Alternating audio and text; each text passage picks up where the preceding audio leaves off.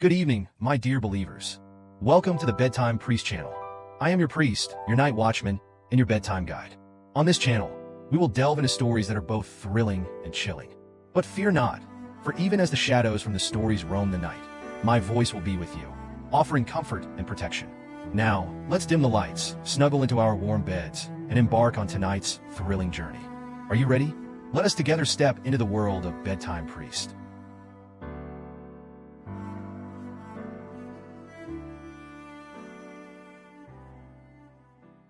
I'm sorry if I don't remember every detail, as it's been a long time since this happened. I grew up in a small town in New Jersey where not much happened, so it was always boring as a kid. In high school, a few friends and I liked to explore abandoned places.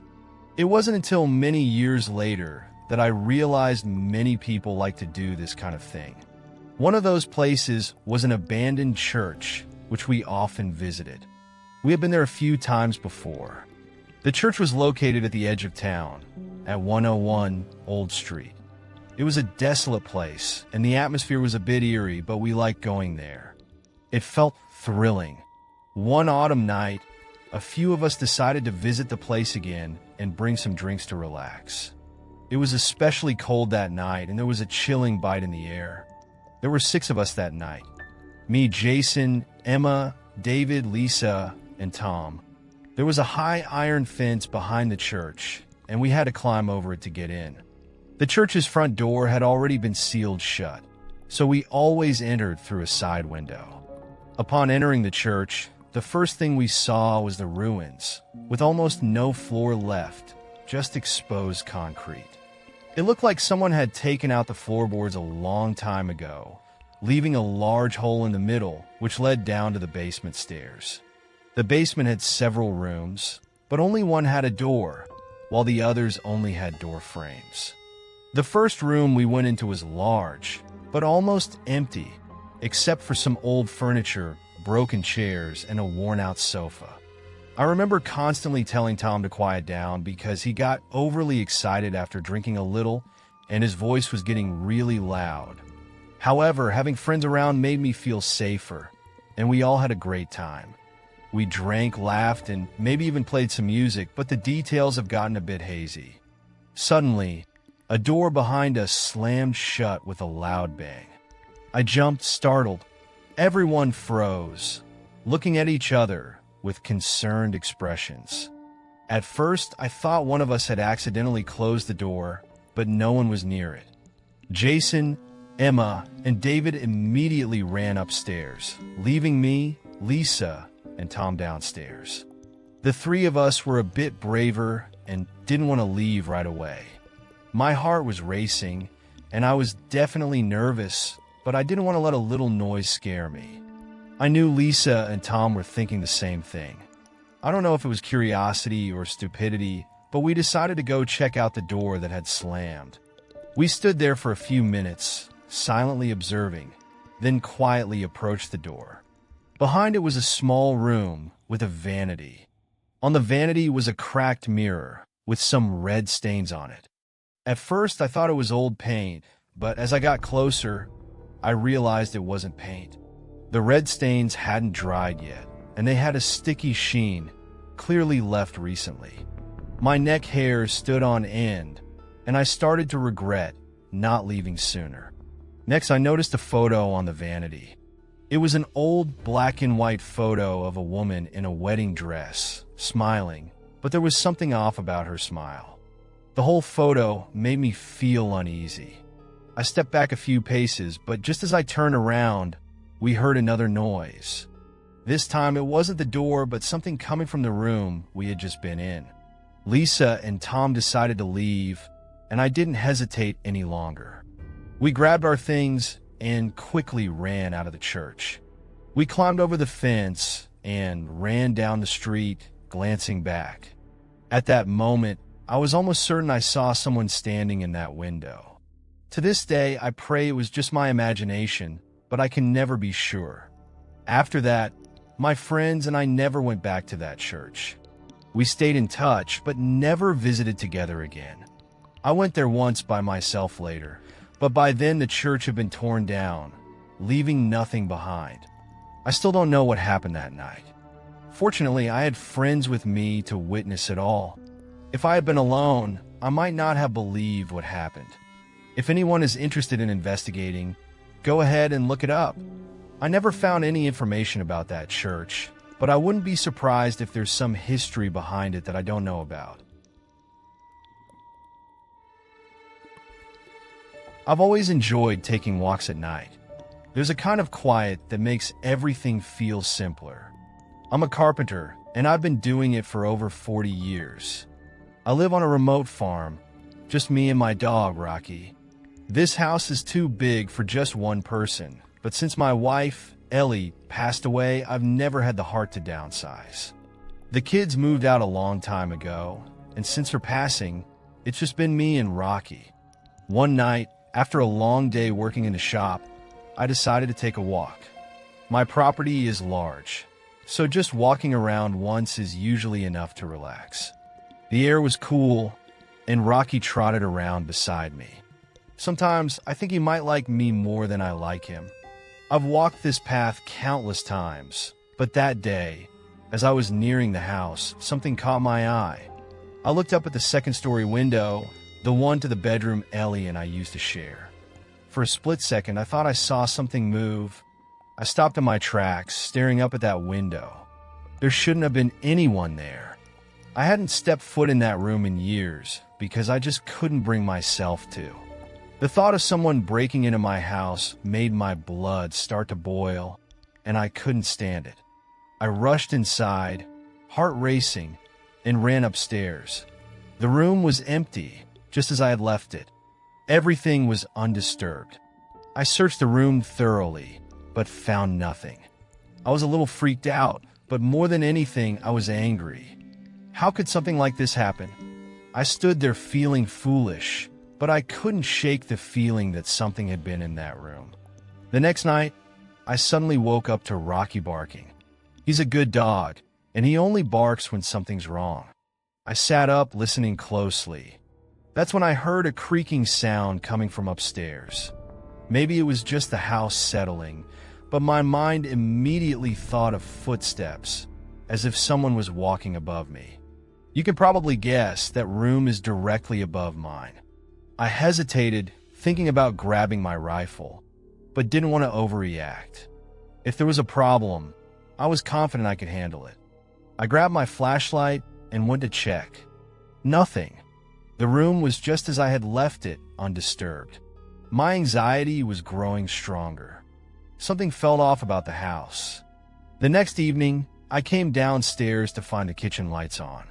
I knew I had turned them off before bed. I never leave the kitchen lights on. Now, I knew for sure someone was in the house. I began to panic. I called the police, telling them I thought someone was sneaking around. I told them I suspected an intruder. The police came, searched the whole house, but found nothing. They were polite, told me to call again if I needed them, but I could tell they didn't believe me. The next night was even worse. I couldn't sleep, so I decided to go upstairs and check the bedroom again. I don't know why. Maybe I thought it would put my mind at ease, but when I opened the door, I froze. There were clothes scattered all over the floor. Ellie's clothes. I had packed them away after she died, but now they were all over the place. This wasn't something that just happened by accident. Then I saw her. A woman standing in the doorway, staring at me. I couldn't see her face clearly, but I knew she wasn't Ellie. She was too short. I don't know who she was, but she didn't belong here. I had never been so scared in my life. I didn't think, just ran toward her. She turned and bolted down the stairs, running out the front door. By the time I made it outside, she was gone. I searched the house and yard, but found no trace of her. That night, I couldn't sleep, and for the next few months, I was on edge, feeling like I heard footsteps upstairs every night. The slightest noise made my heart race. During that time, I kept my rifle by my bed, afraid that one day I would need to use it. I even considered having my brother come stay with me, but I didn't want to. I had always been taught to handle things on my own, so I kept facing it alone. But the nightmare didn't end. One night, I was sitting in the living room when I noticed a figure standing in the yard, looking through the window at me. It was her again. My heart nearly stopped. I grabbed my rifle and ran outside, Rocky right behind me. She was still there, just a silhouette in the moonlight, quietly watching me. I fired a few warning shots into the air, hoping to scare her off. She turned and disappeared into the darkness, but it didn't make me feel any better. I was being tormented by a stranger, and I couldn't understand why this was happening to me. I stood there waiting for a long time, but she never came back. I haven't seen her again, but I know it's only a matter of time. I'm ready for anything, but I don't think living in constant anxiety like this is sustainable. Thank God for Rocky. I have no idea what I would do without him. I'll let you know if there are any updates. I work for a catering company, which means I'm on the road a lot, usually late at night. Most of the time I'm moving stuff, which is in a huge truck that the company drives for me. To be honest, it's not the worst job in the world, but the hours are terrible, and it's not at all the way I ever thought of living. One night, I was driving home at about 2 a.m., finally able to drive my own car. At that point, I realized that I might have drunk too much Red Bull and couldn't sleep at all. And I hadn't eaten for hours and was starving. There is a McDonald's not far from my house, which is usually my first choice at 2 a.m. because it's fast and convenient. I'm not the kind of person who eats fast food, but I occasionally suddenly crave some fries. Apparently, McDonald's is open 24 hours a day, so I decided to buy some food to help me relax. I don't remember the exact time, but I must have driven there after 2 a.m., and there were already several cars waiting in line. I was a little surprised because this McDonald's is not usually so busy at 2 a.m. on a Tuesday. I sat there waiting impatiently and began to daydream, wondering what was going on so slowly. That's when I noticed a strange car. It was a beat-up Volkswagen with dark windows parked in a corner of the parking lot. McDonald's was only accepting drive-through orders at this time, so I didn't understand why there was a car parked in the parking lot. The employee parking spaces were on the other side, so this car couldn't be an employee's. I thought it was just someone waiting in the car after eating, and while this happened, and I do it myself occasionally, it was a strange sight. I got my food and started to drive away. I didn't want to go home yet, but I didn't want to stay in the car too long either, so I started to think about where to get something to eat. There are a lot of great places to eat where I live, but considering how late it was, I didn't want to waste too much time out there. There is a large nature reserve near my house, which is a large mountain that is almost covered in forest. There is an observation deck at the top of the mountain with a great view of the city. There is a road around the reserve that leads to the top of the mountain. It is easy to drive there during the day. At night, the driveway is closed, but you can still easily reach the top of the mountain through other paths without having to walk through the woods. I used to go there with my friends when I was a kid. It was our favorite gathering place to chat, smoke a few cigarettes, or just enjoy the scenery.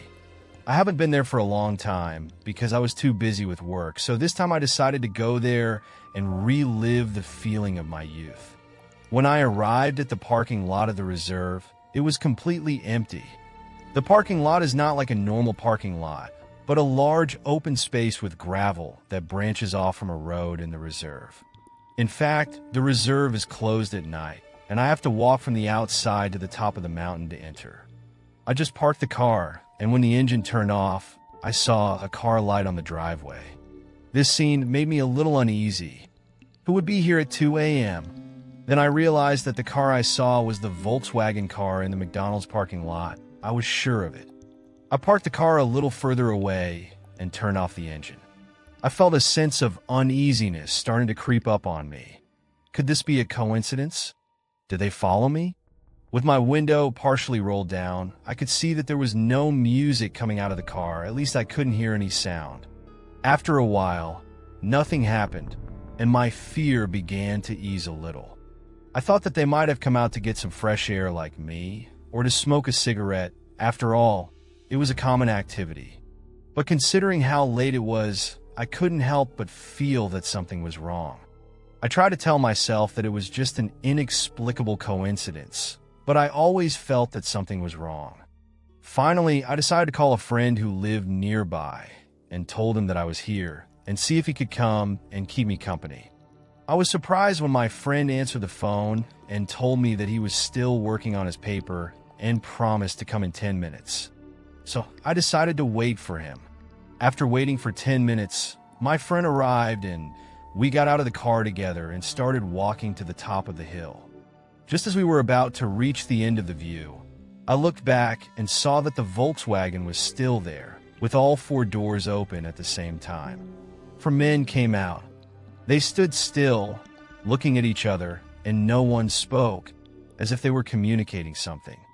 I quietly reminded my friend to look over here and leave quickly. I don't know if they noticed us, but we quickened our pace and continued to walk to the top of the mountain. When we reached the top of the mountain, the view of the city temporarily put aside my anxiety. We sat on a small stone wall and talked while eating. Not long after, we heard a burst of laughter, gradually approaching. We looked back and saw 3 boys walking towards us with a cigarette in their hands.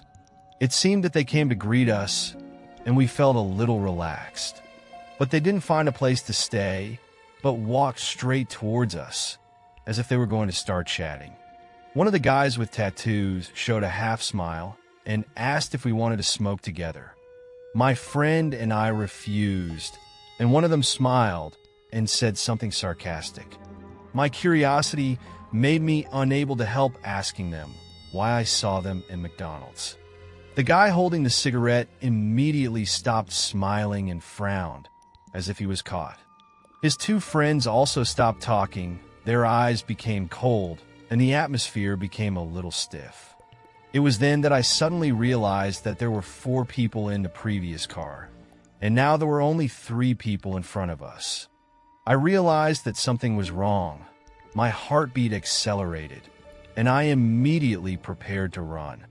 Finally, the man leading the group told us that he was working the night shift and had just got off work. He lifted his clothes to reveal a McDonald's uniform, and it was obvious that he knew we didn't believe him.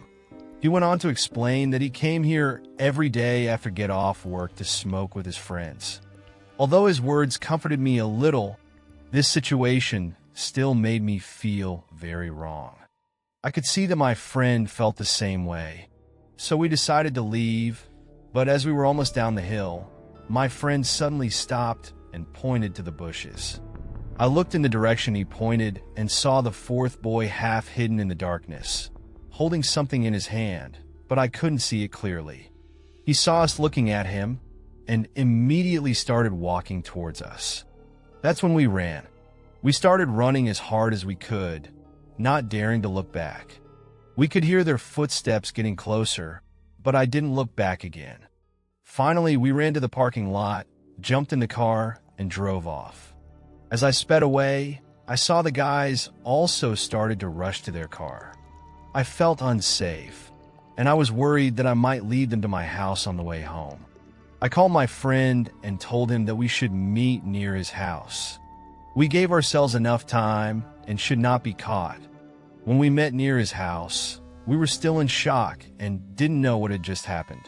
Neither of us knew whether they were trying to rob us or had more serious intentions. My friend took out his phone and showed me the photos he had secretly taken, which showed what the guys looked like. Although I didn't know what to do, I accepted them. The next day, I was on vacation, so I convinced my friend to go to McDonald's with me to at least report the situation of the employee. We found a young employee and hoped that he would listen to us. When we showed him the photos and told him what happened, his eyes widened. He told us something like a horror movie. It turned out that the guy's girlfriend also worked at that McDonald's, and they broke up a few months ago. The guy obviously didn't take it well and harassed her at work and even stalked her after get off work. Obviously, he was fired, but that didn't solve the problem. The police got involved and quickly issued him a restraining order. Not long after, He violated the restraining order and was found lurking in the parking lot. My friend and I were very scared. I have no idea why he was following me, but it was clear that he was out of control. I pray that the police can catch him and make him pay for his actions, but that's all I can do for now. I haven't been to that McDonald's or the reserve in a week. Hopefully the police can do something, but it's out of my control. The story has come to a pause, my dear believers. I wonder if you're feeling a bit of a shiver right now. But remember, no matter how unsettling the tales may be, your priest is right here, guarding your dreams. So don't be afraid. Close your eyes and drift off to sleep peacefully. Thank you for tuning in, and don't forget to subscribe to our channel and turn on notifications so you can join me every night. Good night, and may God bless you with sweet dreams.